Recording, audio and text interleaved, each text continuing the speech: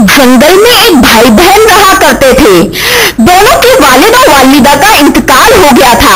बेचारों के पास अब एक घर और एक तिलस्मी मुर्गी के अलावा कुछ ना था। एक दिन भाई बोला, मुझे बहुत भूख लगी है।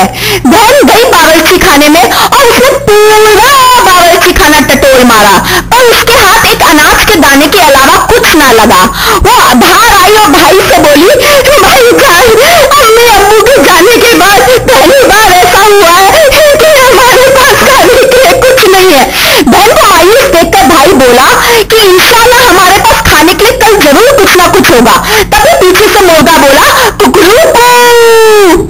दोनों ने आंसू पोंछे और घर के पिछवाड़े गए। वहां जाकर एक गड्ढा खोदा और उस गड्ढे में वो अनाज का दाना डालकर घर वापस लौट आए। उस रात तीनों भूखे ही सो गए। अगले दिन जब भाई बहन सोकर उठे तो दोनों एक साथ बोल पड़े, सुभान अल्लाह।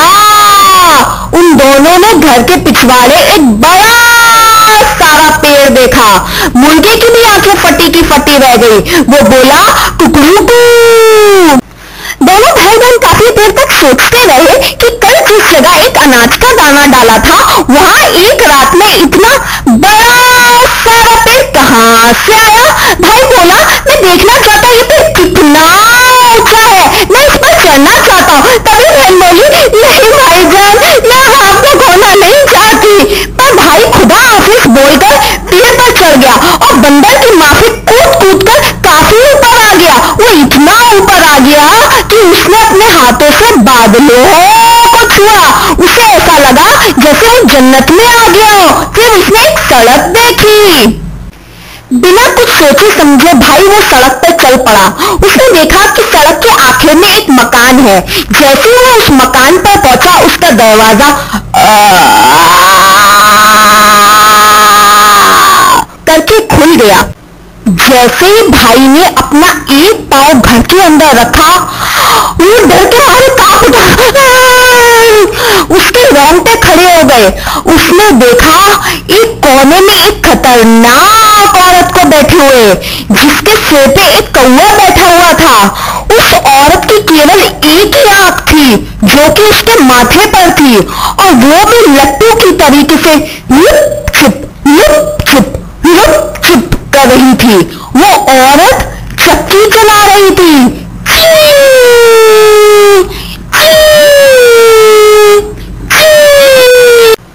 जैसे जैसे वो डरावनी औरत चक्की चला रही थी, वैसे वैसे उसमें से डबल रोटियां बन बनकर निकल रही थी। डबल रोटियों को देखकर बेचारे लड़के के मुंह में पानी आ गया।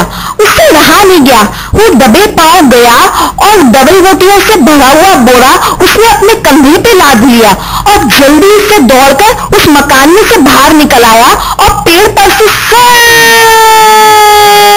करके नीचे उतरकर अपने घर आ गया।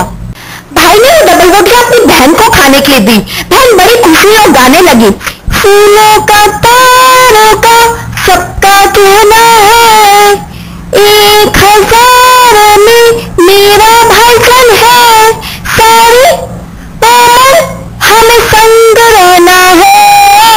उधर से मुर्गा भी जोर जोर से चिल्लाने लगा, कुकड़ू कू, कुकड़ू कू। दोनों ने कई दिन तक डबल रोटियां खाई। तब एक दिन फिर से आया जब उनके पास खाने के लिए कुछ नहीं था। तब भाई बोला कि मैं वहीं जाता हूँ, वहां से एक बोरा डबल रोटियों का फिर से उठा लाता हूँ।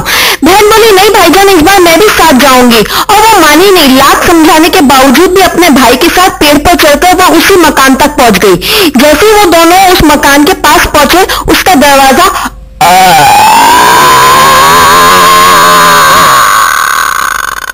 करके खुल गया और बहन ने अपना पांव जैसे उस घर के अंदर रखा, वो जोर से चिल्लाई, या अल्लाह। आखिरकार डायन की नजर इन दोनों पर पड़ गई। वो बोली, खुशाली, तुम दोनों वही हो ना जो पिछली बार मेरी डबल रोटियों का बोरा उठाकर ले गए थे? ये सुनकर दोनों बच्चे बुरी तरह से डर गए। वो कांपने लगे और एक दूसरे का हाथ पकड़कर धीरे धीरे आगे बढ़ने लगे। तेरी डायन बोली, तुम दोनों मेरी डबल रोटियां खा के काफी तंदुरुस्त हो गए। डायन ने दोनों के बाल कस कर पकड़ लिए और बोली, और मुझे और मजा आएगा जब मैं तुम्हें पकड़ कर खाऊंगी। से बिल्ली बोली तो डायन बोली, अरे नाच पीटी, चुप हो जा, मैं तुझे भी कहीं अगला चूसने को दूंगी। खुदा के वास्ते हम बच्चों को बख्शते, हमारी खता की इतनी बड़ी सजा हमको ना दे। पर बच्चों की फरियाद का डायन पर कुछ असर नहीं हुआ। वो एक फावड़ा ले आई और लड़के को बोली, तू जल्दी से मुझे लेट जा, मैं तुझे इस चूल्हे में फूंकूंगी। तभी लड़के के दिमाग में एक तरकीब आई। वो बोला, बड़ी अम्मी, मैं मौत की आगोश में जाने से पहले आपके हाथ एक बार छूना चाहता हूँ, क्योंकि आपके हाथों की बनी हुई डबल रोटियां बड़ी ही लजीज थी। ये सुनकर डायन बहुत खुश हुई। और बड़ी अम्मी, कितना अच्छा होगा कि एक बार आप हमें इस फावड़े पर लेट कर दिखा देंगी। डायन खुशी खुशी उस फावड़े पर लेट गई और लड़के ने आप देखा ना तब जोर से चिल्लाया, या अली, और दौड़कर उसने डायन को चूल्हे में फूंक दिया। डायन चिल्लाती रही, मुझे बाहर निकालो। और दोनों भाई बहन ने जल्दी से उसकी तिलस्मी चक्की उठाई और बम छोड़ के उसके मकान में से भागकर तेज से करके उतर के अपने घर वापस लौट आए। मुर्गा रोजाना चक्की चलाता और उसमें से डबल रोटियां बन बन कर निकलती। पर एक दिन वहां के बादशाह को पता लग गई। उसने अपने सिपाहियों को भेजा और सिपाही बच्चों से उनकी चक्की छीन कर ले गए। हम क्या खाएंगे? मुर्गे से ये देखा नहीं गया। वो बोला, मैं अभी जाता हूँ और उस जमीन बादशाह से चक्की वापस लेकर आता हूँ। मुर्गा घर से निकल पड़ा और उसे कुछ दूरी पर भेड़िया और भालू मिले। उन दोनों ने कहा, आदाब अर्ज़ भाईजान, कहाँ तशरीफ ले जा रहे हैं? तभी मुर्गे ने कहा कि वो जमीन बादशाह बच्चों से उनकी चक्की छीन कर ले गया है, मैं वो वापस लेने जा रहा हूँ। तभी उन दोनों ने पूछा, क्या हम आपकी कोई मदद कर सकते हैं? मुर्गे ने कहा, इंशाअल्लाह, और उसने उन दोनों को अपनी बगलों में दबा लिया। आखिरकार मुर्गा महल तक पहुंच गया। वहां पर सलामत रहे, हमेशा हमेशा सलामत रहे। बादशाह की सलामती की दुआएं सुनकर मुर्गे का खून खौल उठा। मुर्गा महल के अंदर गया और जोर जोर से, शहंशाह मुर्दाबाद, शहंशाह मुर्दाबाद।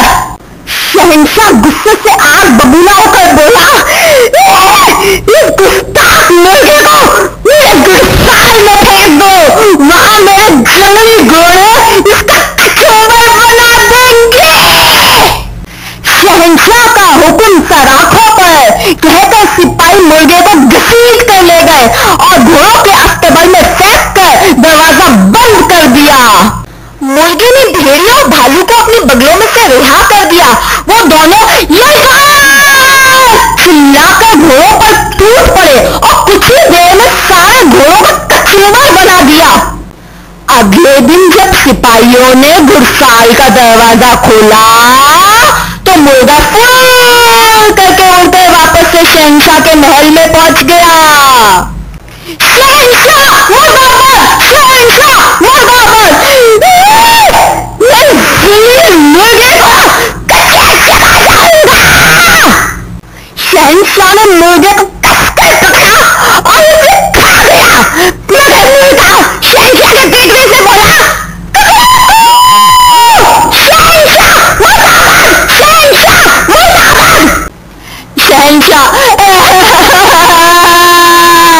अरे मुर्गे, मैंने तेरा ऐसा क्या बिगाड़ा है? खुदा के वास्ते तू मेरे पेट में से बाहर निकाल।